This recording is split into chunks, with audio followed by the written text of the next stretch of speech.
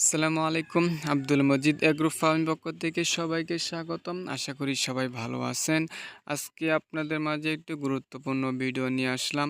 মাত্র একটি মেডিসিন দিয়ে আপনি সারা বছর আপনি হাঁসগুলো সুস্থ রাখতে পারবেন এবং ভিডিও লাস্টে আপনি মেডিসিনগুলো দেখাই দিব এবং আপনি যে ঘরে হাঁস রাখেন সে ঘর আপনি কিভাবে জীবাণুমুক্ত করবেন সে বিষয়ে আজকে বিস্তারিত ভিডিও দেখতে পারবেন। সেজন্য সবাই সাথেই থাকবেন, কেউ টেনে দেখবেন না, তাহলে আশা করি বুঝতে পারবেন।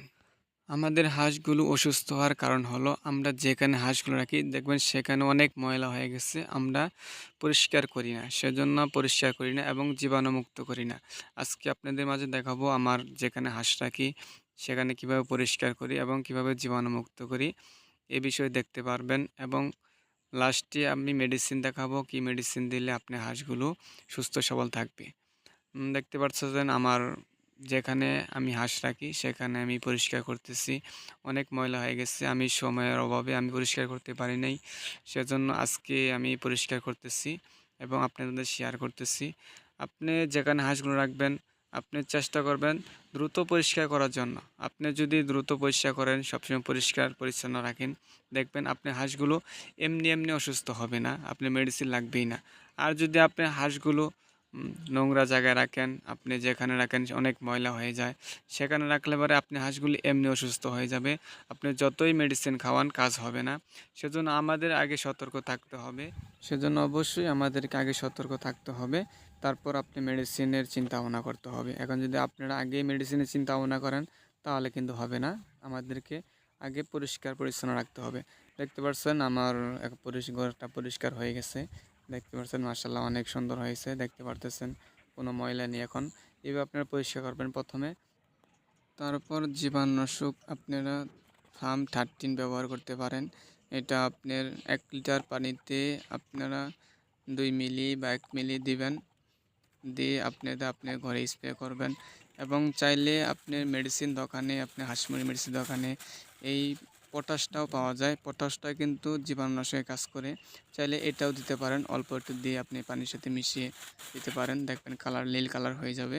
আপনি চাইলে আপনার এগুলা আপনার মেডিসিনগুলো দিতে পারেন, আপনি যেটা ইচ্ছা আপনি দিতে পারেন, সমস্যা নেই।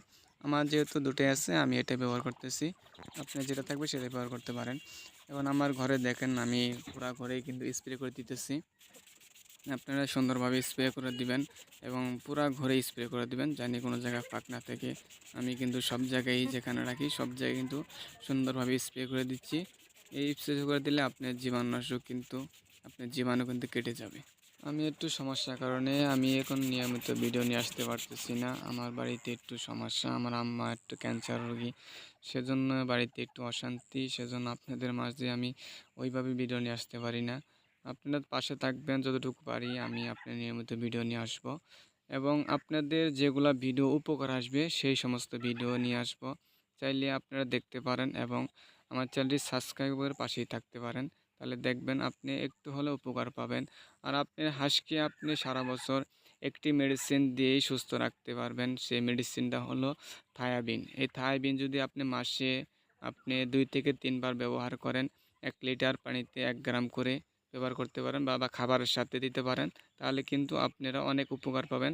আপনি চাইলে বিটা 3ও দিতে পারেন, এটাও কিন্তু ওই থায়াবিন মধ্যে কাজ করে। আপনি যদি থায়াবিন না পান তাহলে আপনি বিটা 3 ব্যবহার করবেন, তাহলে দেখবেন আপনি যদি হাঁসকে প্রতি মাসে আপনি ডোজ করতে পারেন, 2 থেকে 3 দিন এই মেডিসিনটা দেন, তাহলে দেখবেন আপনার হাঁস সুস্থ সবল থাকবে, কারণ ওখানে আপনি ভিটামিন এ বি এগুলো থাকে, এ বি এগুলো সবসময় যদি আপনার একটা হাঁস পরিপূর্ণ থাকে তাহলে আপনার হাঁস কিন্তু সুস্থ সবল থাকবে।